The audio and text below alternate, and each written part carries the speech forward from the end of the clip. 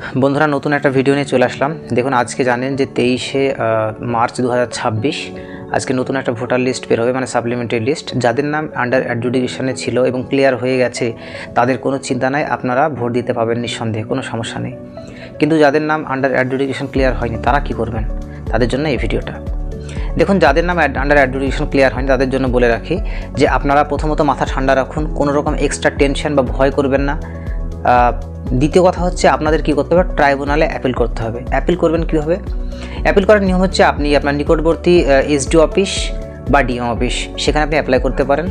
যেহেতু আপনাদের এলাকায় এসডিও অফিস আছে, বিশেষ করে গ্রামাঞ্চল এলাকায় বলছি, সেই এসডিও অফিসে গিয়ে আপনি ওখানে একটা যে অ্যাপিল ফরম্যাট আছে সেই ফরম্যাটে ট্রাইব্যুনালের জন্য অ্যাপিল করবেন। এবং সেখানে কি করবেন, যে কী কী দিবেন কাগজ, সেটা একটা বিষয়।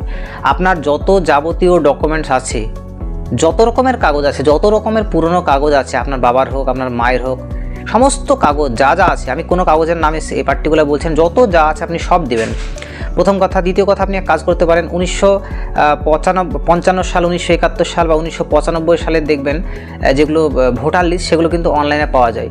আপনি আপনার বাবা কিংবা মা কিংবা আপনার দাদু, তাদের যদি নাম থাকে সে 1955 বা 1971 বা 1995 সালের যে লিস্ট, ভোটার লিস্ট, সেখানে সেই লিস্ট তো ইলেকশন কমিশনই করেছিল, সুতরাং সেখানে একটা ভালো ডকুমেন্টস সেগুলো হতে পারে।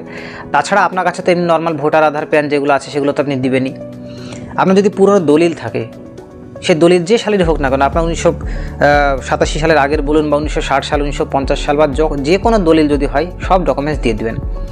আর কি করবেন, আপনি একটা ফরম্যাট তৈরি করতে পারেন। এটা খুব গুরুত্বপূর্ণ কথা, ভালো করে শুনবেন। একটা ফরম্যাট তৈরি করুন এবং সেই ফরম্যাটে আপনি যে এখানকার নাগরিক সেটা একটা ডিক্লারেশন দিন। ডিক্লারেশন দিয়ে মিনিমাম 5 জন ব্যক্তি, 5 জন বা 10 জন ব্যক্তির নাম, পাশে তার এপিক নাম্বারগুলো লিখে দিলেন এবং স্থানীয় বিএলওকে দিয়ে সই করে নিলেন, যে বিএলও লিখে দিলে এই ব্যক্তিকে আমি চিনি জানি, এখানকার পার্মানেন্ট রেসিডেন্ট, মানে স্থায়ী বাসিন্দা আর কি। এই হিসাবে আপনি একটা ফরম্যাট করে দিতে পারেন। হ্যাঁ, এই সমস্তগুলো জমা দেওয়ার পরে কি করবে, জাজ সাহেব যারা আছেন বিভিন্ন জেলার জন্য, আপনারা জানেন যেমন মুর্শিদাবাদ জেলার জন্য সম্মানীয় জাজ বিশ্বজিৎ বসু, তিনি যেমন দায়িত্বে আছেন, এরকম প্রত্যেক জেলার জন্য কিন্তু একজন করে জাজ সাহেবরা দায়িত্বে আছেন। তারা আপনাদের এই ট্রাইব্যুনাল বিষয়গুলো দেখাশোনা করবে। আচ্ছা, এবার বলি যে আপনার যখন হিয়ারিংয়ের ডেট পড়বে তখন কিন্তু আপনাকে জানিয়ে দেওয়া হবে যে আপনার কখন হিয়ারিংয়ের ডেট পড়বে। এবার লাস্ট যেটা কথা সেটা হচ্ছে যে হিয়ারিংটা কলকাতায় হবে নাকি আপনার যে জেলার আপনি অধিবাসী সেখানে হবে, সেটা কিন্তু এখনও জানা যায়নি। সেটা যদি জানা যায় আপনাদেরকে অবশ্যই জানাবো। আর লাস্ট কথা একটাই বলে দিচ্ছি যে বেশি ভেঙে পড়বেন না কিংবা বেশি চিন্তা করবেন না। আজকে একটা লিস্ট বের হচ্ছে, 6 তারিখের আগে আর একটা লিস্ট বেরোবে, অর্থাৎ 6 এপ্রিলের আগে, এটুকু আমাদের কাছে খবর আছে। তাই এটুকুই ছিল এখনকার আপডেট। চিন্তা করবেন না, ভেঙে পড়বেন না।